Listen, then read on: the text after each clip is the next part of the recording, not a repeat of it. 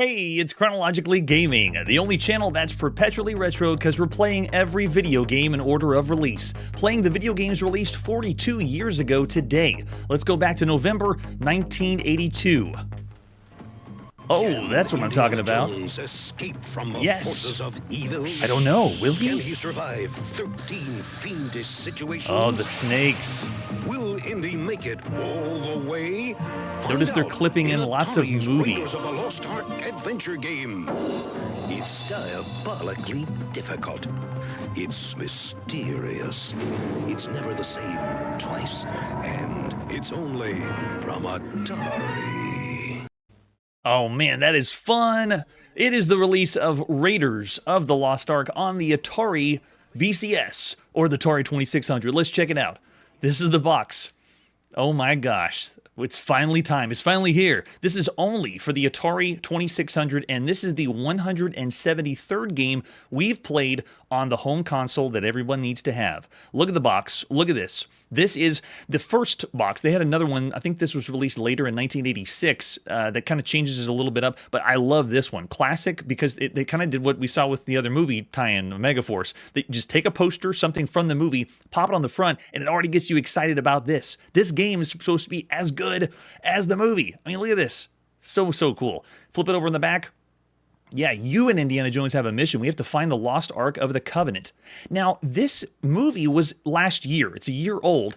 The hype for this was still big. The movie was still big. Indiana Jones was still big. It's just amazing to think that a video game is coming out a year after the movie is released, but it's still popular and fun. This is huge, is what it is. Look in the back. Oh, look at that. It has the two Atari VCS joysticks because you have to use two joysticks for the game program. Now, when I first got this, it was from a yard sale. The game had no manual or no information whatsoever, so I was very confused. I'm excited to dive into this with all the paperwork and all the artwork so we can uncover all the secrets and do everything that we're supposed to do, or at least the way the game's designed to do. Here's the other artwork we have for Raiders of the Lost Ark. Yes, it has no Indiana Jones in the title, even though you know Indiana Jones is there. Oh, I know. So many things. Oh, and that's true. Superman 2 was like that, that we played on the Atari 2600 as well. This is done by Howard Scott Warshaw, the second game we've seen him do after Yar's Revenge. We saw that earlier this year. And you can see what else we have besides the box. Yeah, there we go. So some of these are going to be the later boxes or reconstructed boxes. But there's the idea what it's seen in magazines at the time. It stars us. We get to play as Indiana Jones. Double feature savings offer. It doesn't matter who you are. When you play Atari's sensational Raiders of the Lost Ark, you're transformed into Indiana Jones. Oh, man. The great swashbuckling heroes of all time. I don't think I've ever heard Indiana Jones referred to as a swashbuckling hero. Even though George Lucas and Steven Spielberg were basing this on those serials from the 20s and 30s, I just never thought of it like that. And then here's one of the dealer displays for Raiders of the Lost Ark. Man, this is big.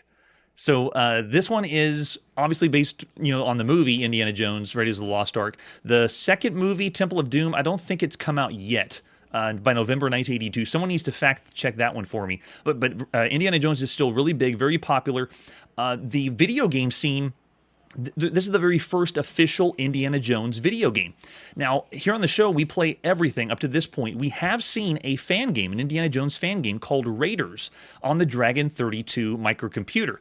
And it just has an homage to Indiana Jones, but it's not anything licensed, nothing official. But video games have done lots of treasure hunter games where you're taking the role of someone very like Indiana Jones. I mean, because you got to admit, the culture shock of the Indiana Jones movie was huge. So since the beginning of all video gamedom, we played games like Beneath the Pyramids on the Apple II and Atari home computer, where you're playing as a treasure hunter, or the Atlantean Odyssey on the TRS-80, or Tutankhamun by Konami, or The Mask of the Sun on the Apple II, or Venture by Exidy. That's kind of a squeeze because, it's not really the character you're playing doesn't look like Indiana Jones, but the idea of going on an adventure as an archaeologist, as a treasure hunter or explorer, that kind of idea is already in video games. It's already kind of saturated. Well, I wouldn't say saturated, but it's getting close. And there's games really close to this style of game on home consoles. And there is a t-shirt. It didn't come included with the box, but did anyone have this t-shirt of Raiders of the Lost Ark? It looks awesome. Yeah, Brian, I'm the same way. I want to see what the manual has to say about the joysticks, because when I first played, I don't know if you've picked it up yourself. You try with the first joystick, it doesn't do anything because the other joystick is the one that moves Indiana Jones around, but the other joystick is the one you use to highlight all your items. So if you had no idea if you didn't have two joysticks, what would you do? It's just crazy. You have to plug it into the other port, I guess. So there's the cartridge of Raiders of the Lost Ark.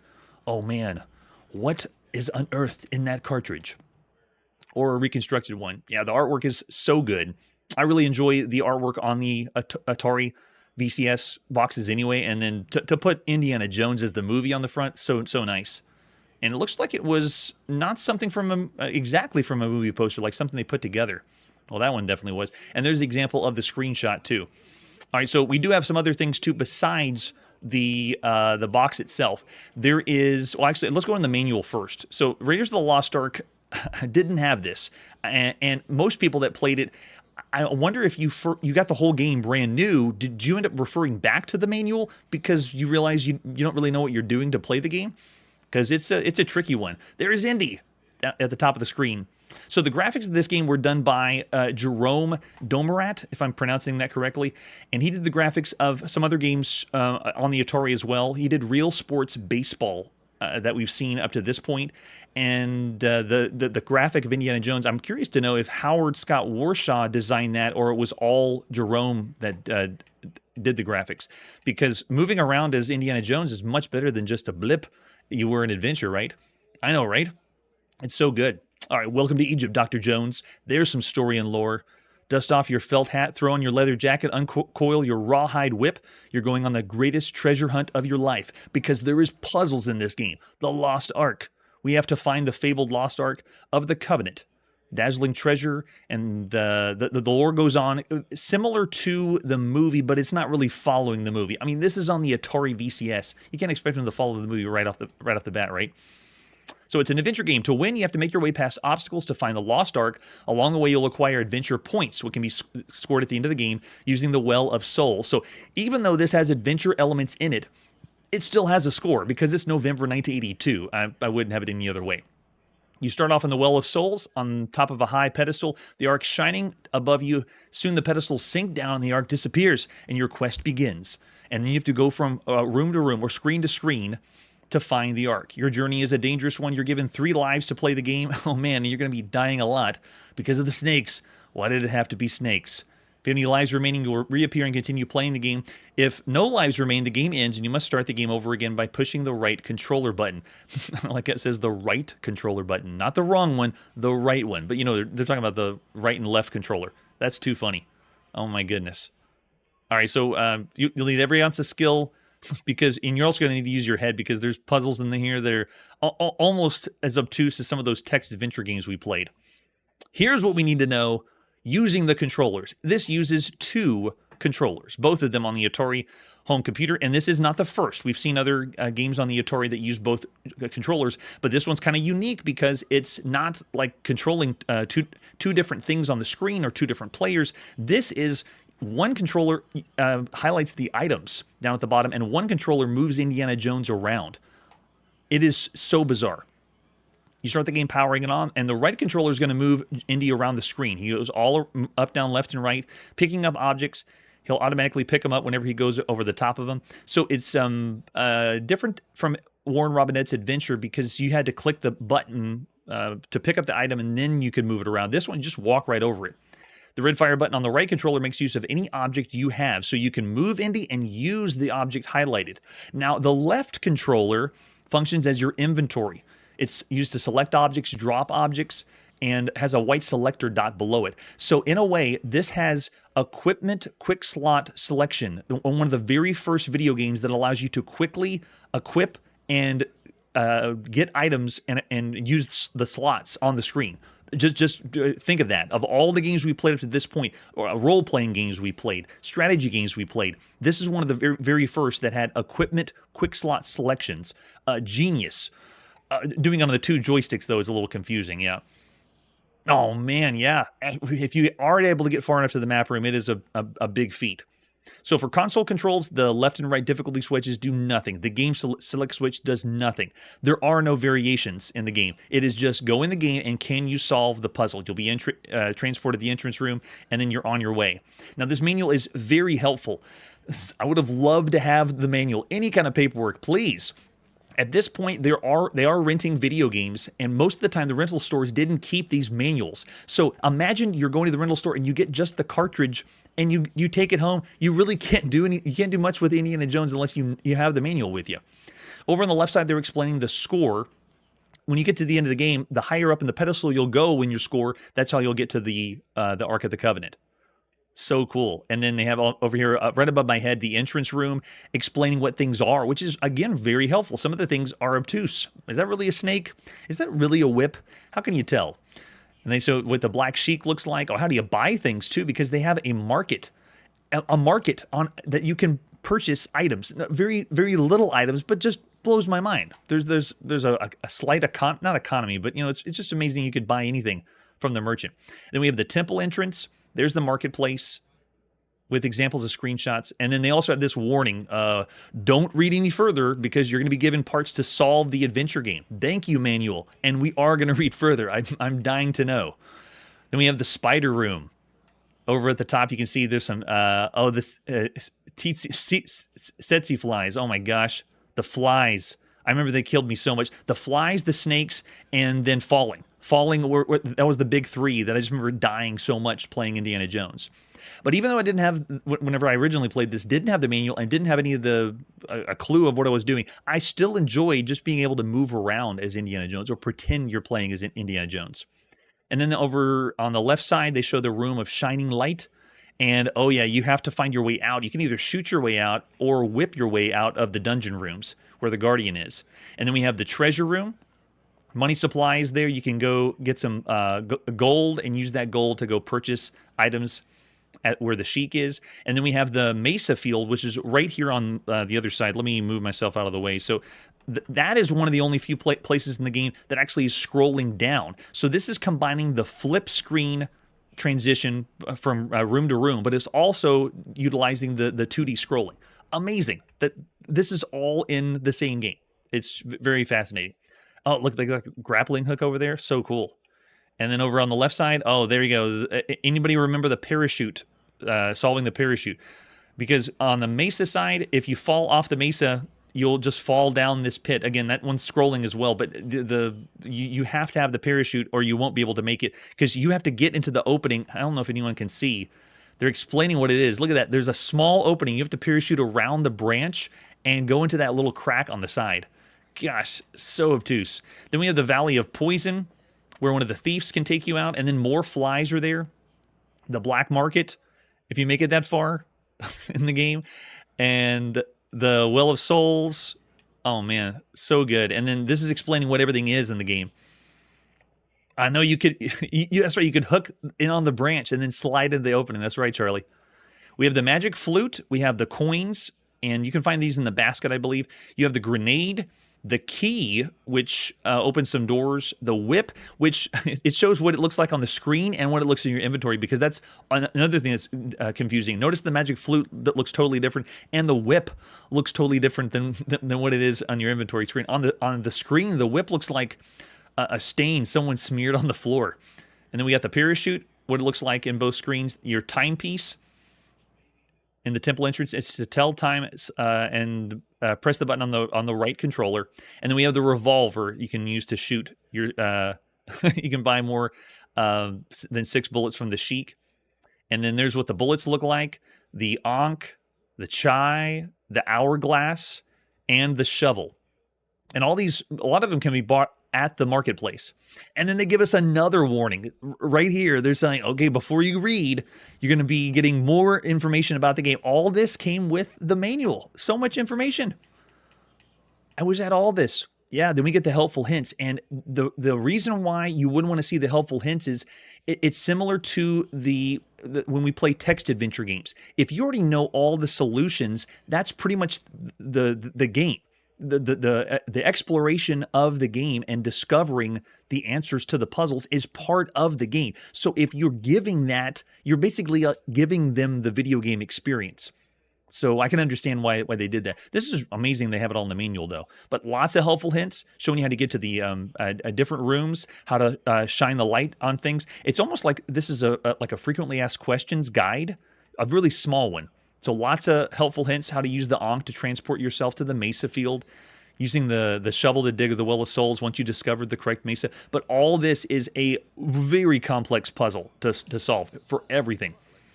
Man, that's amazing. But that's not all. There's a lot of things, too. We also have the tip sheet that you could have received around this time. How to get to the Lost Ark. Give you some helpful tips on your journey, like how to discover. And they're using some of the artwork that we saw in the front of the box. Oh, and that's a big one. Blowing the hole into the entrance room. Using the grenade and knowing where to blow up the wall. How in the world would you know that was the wall to blow up? Thank you so much, tips and tricks. How to find the staff of the head of Ra, how to shoot your way out of dungeons or use the whip out of dungeons, how to get across the Mesa field, unlocking the map room. Oh, and how to buy things too. I remember hearing that people could buy things from the Sheik at the black market when I originally played this, but I couldn't figure out how to do it, how to drop the coins down. It's amazingly complex, and there's some places of the game where it hits very well. It does a great job, but then there's some places where the game is just... it's like playing an obscure text adventure game. You have no idea what you're doing. And there we go. There we go. With baskets of coins, parachutes are bought and bring you closer to the treasure sought. A tip. Thanks for the tip. And then we have the whole solution sheet. If you were able to sign up for this, you can get the whole step-by-step solution for everything. They got the legend at the top. They explain where to go from the start, how to go from the marketplace, what items to look for, where they are, where the entrance room is, the temple entrance, the room of shining light. I'm revealing all these spoilers here on the show because it is 42 years old. If you have not played and experienced this game now, I can at least give you something right now that you could pause the screen to play. But I'm sorry, you're 42 years late for spoilers. Maybe I should have began the show with spoiler alert. You're about to get all the answers for Raiders of the Lost Ark on the Atari VCS. And then we got the Mesa Field map room. Oh, and the other thing, too, that I didn't understand when we first played the game is waiting. Waiting for some things to happen, because there's parts of the game that if you move too quickly, it's going to randomize itself or change itself. And so you have to actually wait in a few places. That's a whole nother mode of complexity. It's amazing. All right, then we have the room of tiny thieves, the black market, and then the alternate room to the black market. What they don't have in here, though, is the Easter eggs, which is a whole nother thing to discuss. There's so much about the game. And then we also have the map to give you a better idea of what the game is like, how it goes from screen to screen. And I find these very fascinating because right now we've just entered in the world of let's compete to have the game with the most screens. One of the very first games we ever saw on the Atari that had multiple screens was Superman, and then Adventure by Warren Robinette. And then we've had other games that provide some kind of scrolling that are action games, but these style of adventure games on home consoles is very, very rare. Right now, the only ones that you can compare this to would be like Haunted House. You know, it has a little bit of scrolling and it goes from room to room. Sword Quest, which is a role-playing game, or not a role-playing game. Sword Quest is the other one that goes from room to room, but that one, it doesn't seem as seamless as the other ones. Dragon Stomper is the role-playing game that has full scrolling. It feels like a larger world to explore, but that was using a lot more memory because of the Supercharger add-on. Riddle of the Sphinx is another one that seems to be a larger world that would be possible on the Atari. But as far as other consoles go, the Intellivision had the Advanced Dungeons & Dragons game that did kind of the same thing. It had some 2D scrolling, and it also had some flip screen elements that make you feel like you're in a larger world. And this is amazing that we're able to get this many rooms. Look at this for Raiders of the Lost Ark. And then we have a detailed one that you could have written in to God. So this is the map that you would have ordered in or mail ordered or maybe got from a friend in November 1982. Yeah, I know, right? It's so cool. And then this was an even bigger one. You can see there's all the rooms that are in the game. It is so good. So some of the games that would come close to anything like this would be, you know, Superman, Venture, but then on a totally different spectrum, if you're looking for another world, there is, you know, Pitfall that's out there, and then Smurf on ColecoVision that has you moving from screen to screen. It's larger than one screen video gameplay, but that's more of an action game. This has adventure elements and, you know, has items and puzzles to solve, things like that. The manual mentions the appearance of a special signature on the final screen if your score is high enough. But it's not entirely true. On the final screen, when it shows the Ark, the initials HSW2 for Howard Scott Warshaw and his second game appear in your inventory. And so there's little Easter eggs like that in here. There's also an Easter egg that Jerome Domerat put his initials in the game too. So the manual won't explain those. These were found a little bit later. But the manual also states the possibility of an extraterrestrial Yar near the Flying Saucer Mesa. And this is true. You can find out how to get it. If you go to the Flying Saucer Mesa with the chai and parachute and you walk off the bottom of the mesa and drop the chai when you're falling, the Yar will appear from Yar's Revenge at the top of the screen. And he's kind of required whenever you want to reveal the other initials. So this game is available in PAL regions as well. But for tonight, I'm actually not going to be popping in and playing Raiders of the Lost Ark like we always do. We are going to play this, but we're going to do that next episode. So what we're going to do tonight is kind of go over what we did with every game. And then next episode, we have the creator of Raiders of the Lost Ark and E.T. coming on to play the games with us. And that's where we'll get the gameplay and lots of cool information about the game, obviously, if we're going to play with Howard Scott Warshaw. All right, so that's all we're going to show for Raiders of the Lost Ark. Now, moving on to our next game, we have to break a little rules. Yes, it's going to be awesome. Let's go to commercial break.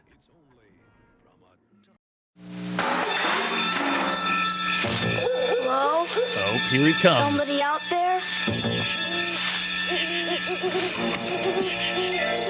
Oh, yep, there's something in there, all right. A video game? It's the video game. It's the video game that lets you pretend you're E.T., running away from secret agents. Man, what I would falling give to have into danger, my mom finding playing a with phone me. to call home, and discovering the best thing on earth, a friend. E.T., only from Atari. It is magical. Simply magical. It is the release of E.T. the Extraterrestrial. Now, we're kind of breaking a few rules here on the show because it's technically not chronologically gaming. We're actually jumping ahead closer to December 1982 when E.T. was released. But the reason why we're doing that is because we're going to have a special guest on the show that's going to play both games with us, the creator of these games. Let's take a look at E.T., the Extraterrestrial for the Atari 2600. Oh my goodness. Again, they did great artwork on the front of the box. These are two huge movie tie-ins. Can you believe this? This is only available on the Atari 2600. It is our 174th game that we played for this console. Yes, right? Spielberg dominating. And from what I understand, both Raiders of the Lost Ark and E.T. were shown to Spielberg. He had to approve these games. So with E.T., if you have qualms against the game, Spielberg said it was great. Spielberg said it was one of his favorite games, most likely because he's biased because it was his movie, but, you know, he was the one who did some approving as well. All right, there you go. E.T., the Extraterrestrial. Man, I can't believe I'm looking at this game. I can't believe I'm here on Chronologically Gaming. We've come so far with lots of games. This actually feels like I'm in the future because we started in the 70s, 1971, and to go from game to game and to get to this point, I actually felt like I should have seen this game sooner, but no, it's been a lot. We played over 3,200 games, and this just blows my mind that we're here. The back of the box starts with ouch. E.T. is lost on Earth and wants to get home. Help him build an interplanetary telephone to call for assistance before his energy runs out. But beware of government agents and curious scientists who will sap E.T.'s precious energy before he reaches his goal. It is one player only. And this one is by Atari on the Atari. This is the 67th game that Atari has published themselves for their own console. All right, so let's look at the other artwork we got for E.T. here. This is Howard Scott Warshaw's third game after The Amazing Yar's Revenge. He then did He did Raiders of the Lost Ark and then E.T. It's amazing. Yes, Hunter. There's no voice acting or anything in the game at all. Here's one of the ads you would have seen in magazines. E.T. needs your help.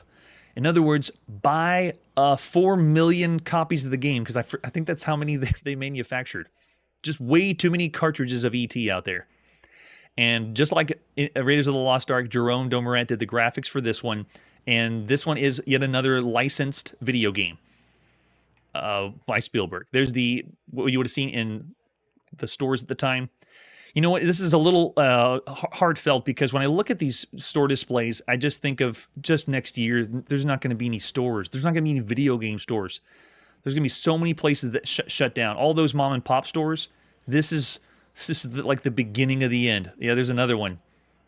Just being able to go to a video game store and buy all these fun treasures, and then you realize it was E.T. Yikes. So we have some tips, kind of like we saw with Raiders of the Lost Ark, on how to get E.T. home fast. They tell you to start with Game Mode 3, because Game Mode 3 is the easiest game variation. So unlike Raiders by Howard Scott Warshaw, this one has game variations. You can switch between the different game modes, or at least 3 different ones. You help E.T. find the hidden pieces of an interplanetary telephone. It explains how to control E.T., but there's no problem controlling E.T. The problem is, I guess we'll get into the manual on that, is as you're moving around, what do all those symbols mean? How are you able to get out of pits and things like that?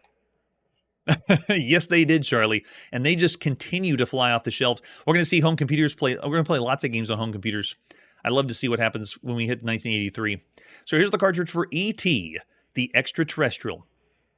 What does the asterisk mean? Okay, because it's a trademark of Universal City Studios. Ah, licensed. Oh, yes.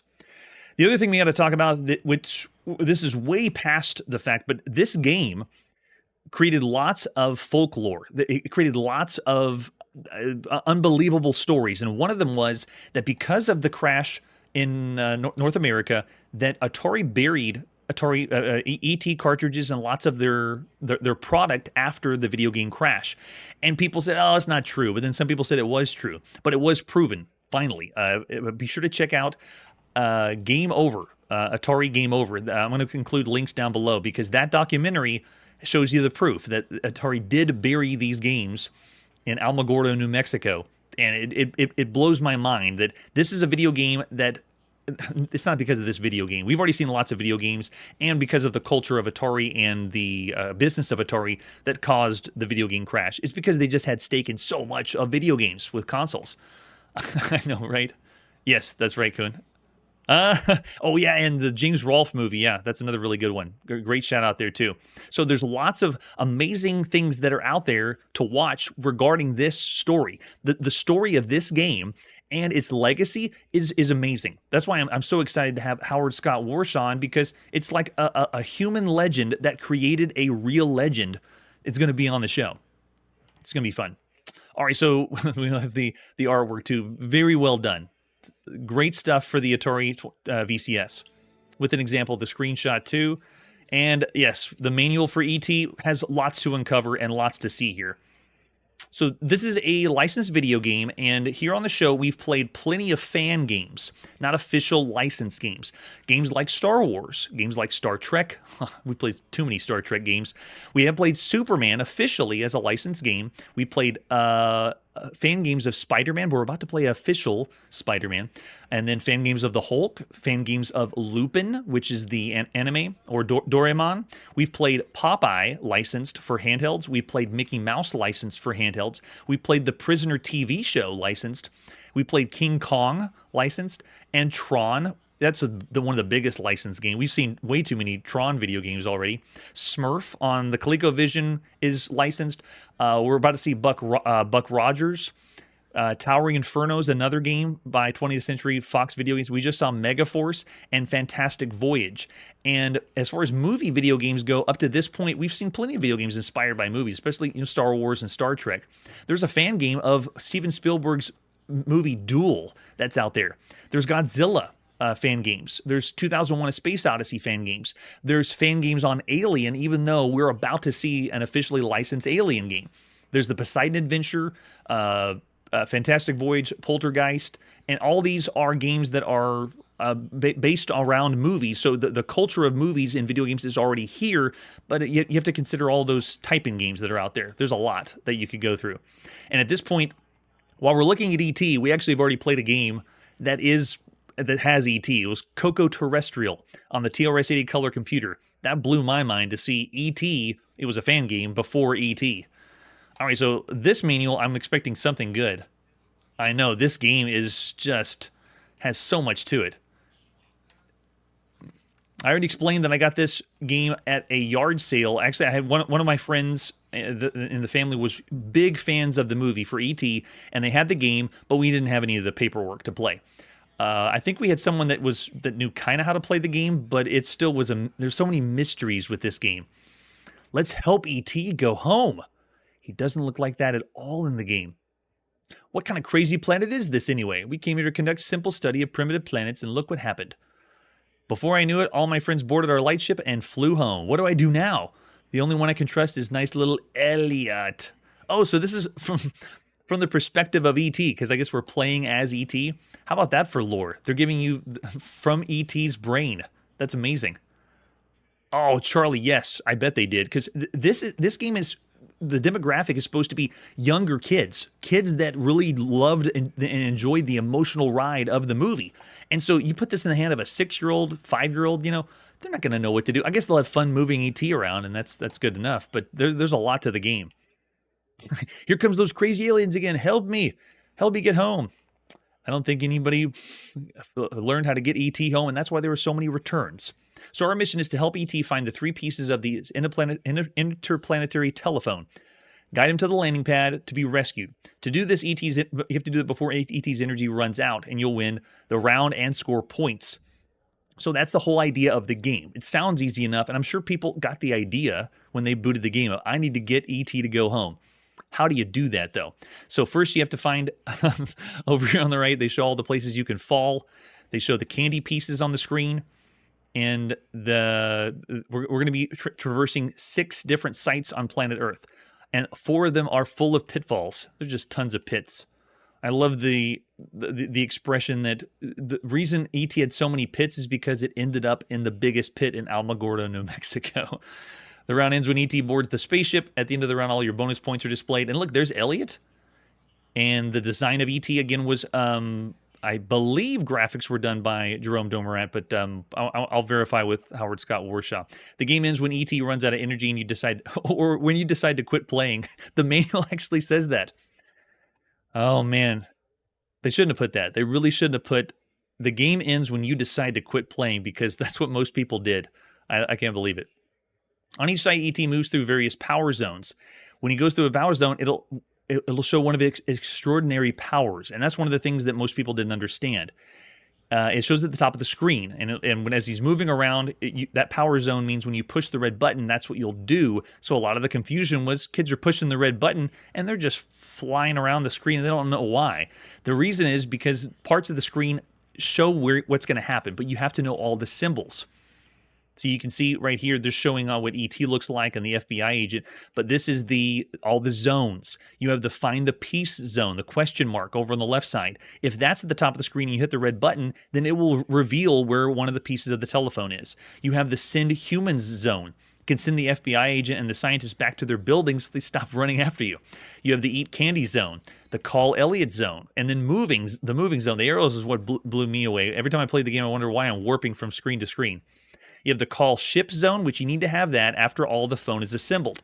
But it has a time limit going down, so you have to make sure you know where the landing zone is. So they recommend you find the landing zone in the game, then find the call the ship zone, then activate that, and then go to the landing zone. But you have to assemble the telephone first.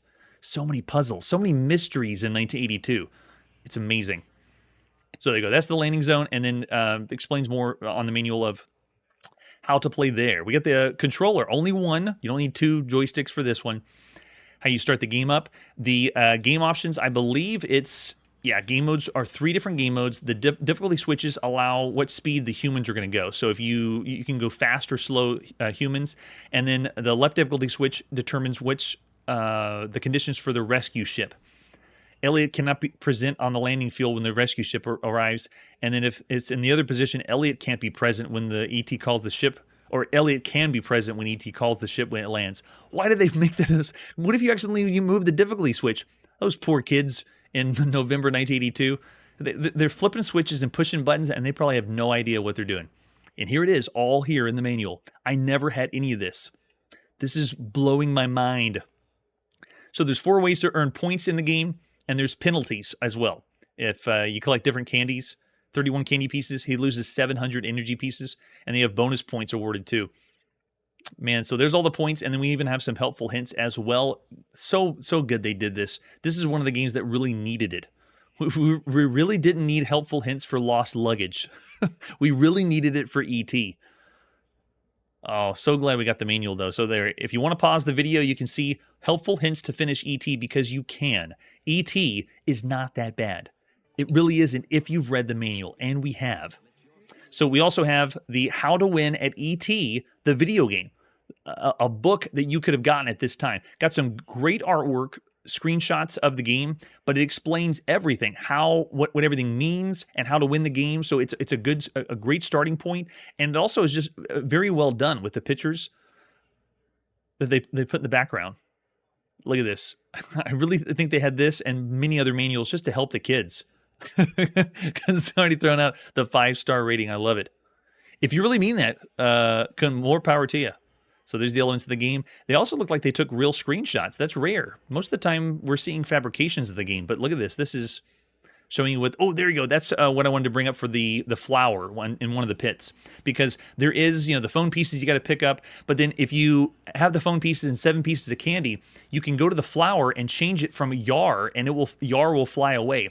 And if you repeat this cycle, the flower will change into Indiana Jones from Raiders of the Lost Ark. If you repeat it a third time, then you get the final Easter egg where it has HSW 3 for Howard Scott Warshaw's third game. Another amazing Easter egg. And I think there's another one too for different pieces. Like the phone pieces themselves represent the letters H, S, and W for Howard Scott Warshaw. All these hidden things are in the game. There's also hidden graphic initials of the graphic artist, Jerome Domerant, hidden somewhere in the game too. So there's lots of little things like that. I'm not going to go through this whole thing, but they are breaking down the zones, which is helpful if you want to play and beat the game. So much going for it, so much to do, and it is very, very complex when you think of everything that you could be playing on home consoles right now. This was released in PAL regions, and also Brazil is one we have here, and then a couple of E.T. hacks because it's just so popular. So popular. All right, well, that's where we got to put our video game reading on pause and discovering on pause. Because this time we were just looking at all memorabilia, history, understanding. I want to get all this out of the way because we have to make room for our next episode. Next time on Chronologically Gaming, the creator of these games will be here to play them live on the show. Howard Scott Warshaw will help us, will help show us how to take down a video game industry, among lots of other things. Whenever you come to the show, I'm going to take some questions from the chat, but we might be limited on time. So whenever you come on, just expect to get lots of really good information from Howard Scott Warshaw. I really want to dive into things about the game, because one thing we like to do on the show is first experiences with video games. When you first pop in the game and you're playing it, what it's like. You notice when we play on the show, we don't play anything to completion. We just play a little bit and then move on to the next game. We'll be doing the same thing with Raiders of the Lost Ark and E.T. But this time, it'll be me asking questions of why this was here, why this is like that, what inspirations for this this section of the game, or how did you do this or accomplish this, and so forth. So it's going to be a lot of fun. I honestly have no idea how the night's going to go, because this will be the very first time we have a developer, the creator of their games, on the show. And not only is he going to be playing the games with us, he's going to be rating his own games, because every time we have a guest on the show, they rate the games. But this is going to be the creator rating his own games. I have no idea what he's thinking about for E.T., but I'm really excited to see what's going to happen. So that's it for today, and like I always say, let's all join hands and run over this video game cliff together. Join Chronologically Gaming and special guest Howard Scott Warshaw for the release of Raiders of the Lost Ark and E.T. for the Atari 2600. For the first time, the creator of these games will be here live in November 1982 to play the games, rate the games, and we may even answer some questions from the chat. We'll see you there. Hey everybody, thanks for checking out the channel and joining me on my quest to play every single video game in order of release. We'll be streaming live every weekday at 9 p.m. Central, so join us and let us know if we missed any games along the way. This video would not be possible without Launchbox, RetroArch, and MAME. Tell all your friends there's some crazy guy named Chronologically Gaming trying to play every single video game. We have links down below that'll send you to places like our Discord and Patreon, and one that says all the video games we've ever played. If you go there, it's a list of everything, and you can click right to the game you want to see. Chronologically Gaming is the name to look for. We are perpetually retro, and we will catch you next time.